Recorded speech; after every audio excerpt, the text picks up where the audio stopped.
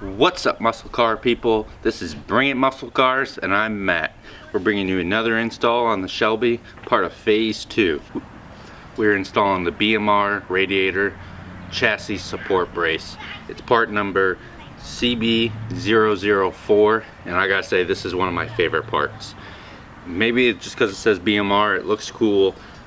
In the pictures online, I thought it was actually going to be bigger. I guess when you get under the car you realize why it's the size that it is, but I just think it's a pretty cool piece. It's going to firm up the radiator support with the K-member and just make the whole chassis come together and make it more stiff.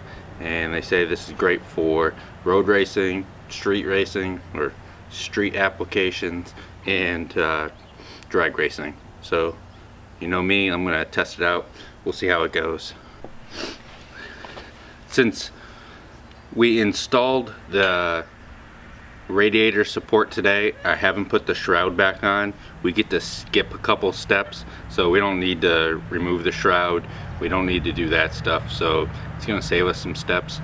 And now I'm actually not sure if the new shroud that I bought will be going back on, because it says I have to trim it.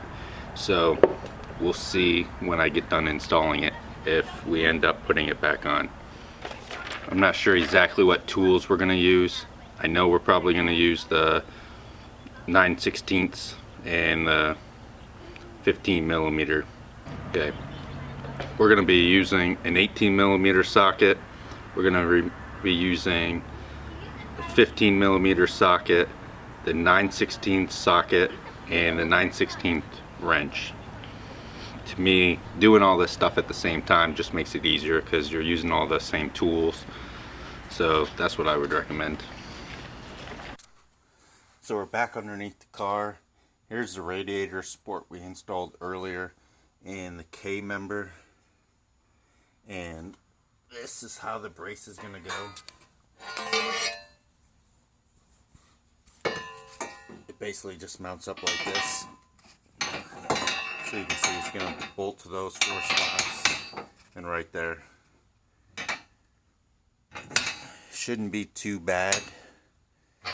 Now let's get to it.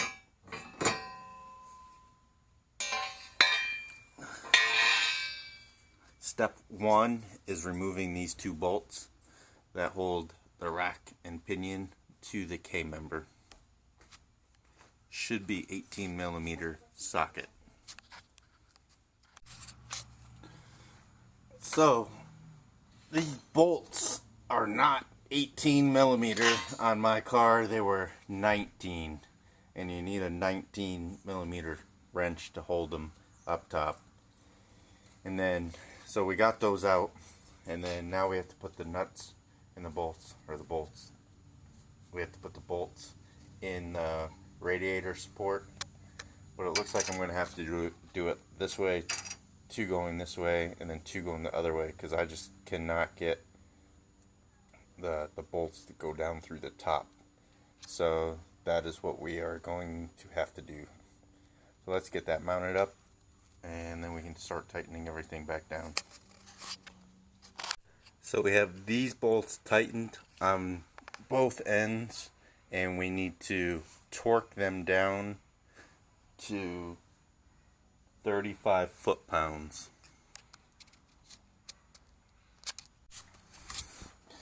So we tightened these down. Well, I tightened these down. 85 foot-pounds, like they said. So the whole brace is installed. It's very solid. You can see how it's going to tie in this brace and that, and just make the whole frame tighten up. The whole car. You can see how it's going to tighten up the whole car because it's connecting all the main points. The more points you have connected, the better, I imagine. You can also see Andy's work, the headers going down to the exhaust,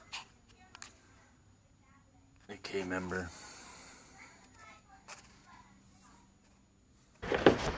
So we got